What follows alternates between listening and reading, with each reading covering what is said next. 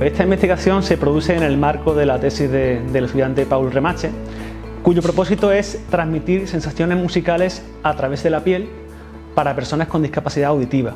Dentro de estos recursos táctiles que tenemos está el que se conoce como movimiento fantasma. El movimiento fantasma es una ilusión táctil. Eso significa que, a pesar de que nuestro sistema nervioso percibe una cosa, lo que está ocurriendo físicamente es diferente. Concretamente, el movimiento fantasma consiste en lo siguiente. Imaginamos que tenemos estos dos puntos, estos dos asideros, y que dentro de los asideros hay lo que se conoce como actuadores, que son dos pequeños motorcitos que transmiten vibraciones. Lo normal, o lo que uno se espera, es que cuando agarremos estos asideros percibamos las vibraciones de un motor y las del otro, una en cada mano.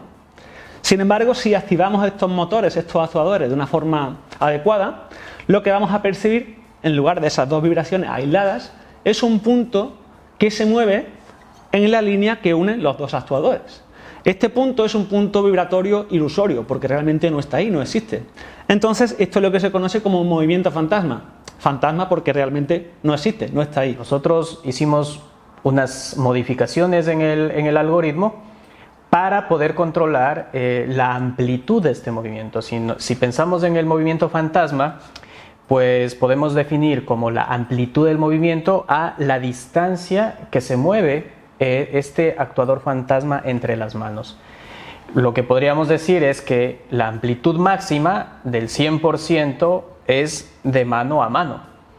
Lo que nosotros hicimos es empezar a generar este movimiento fantasma desde el medio, poco a poco aumentando la amplitud hasta llegar al 100%.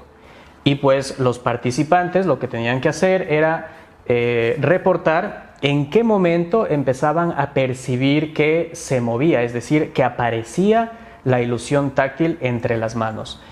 Y bueno, lo que hemos encontrado es que es necesaria una amplitud aproximadamente del 20% para que se empiece a percibir el movimiento o la ilusión táctil. Imaginemos un chaleco táctil, un chaleco áptico que se llama, que están empezando a verse en el mercado ahora y que se usan en videojuegos y en películas y demás experiencias en realidad virtual. Si por ejemplo imaginamos un videojuego de samuráis en el que el personaje que nosotros llevamos recibe un golpe con una espada a lo largo del pecho, ¿eso cómo se genera en un chaleco clásico táctil? Pues se generaría con actuadores que se van encendiendo y apagando en toda la trayectoria de la espada. ¿Qué ocurre? Que si disponemos de esta ilusión táctil, en lugar de necesitar todos estos actuadores que cubren toda la trayectoria de la espada, con solo dos actuadores, uno al principio y otro al final, podríamos generar un punto ilusorio que se moviese entre el primer y el último actuador y tendríamos la misma sensación, algo que se mueve en el pecho. En fin, aplicaciones hay muchas, ¿no?, para este tema.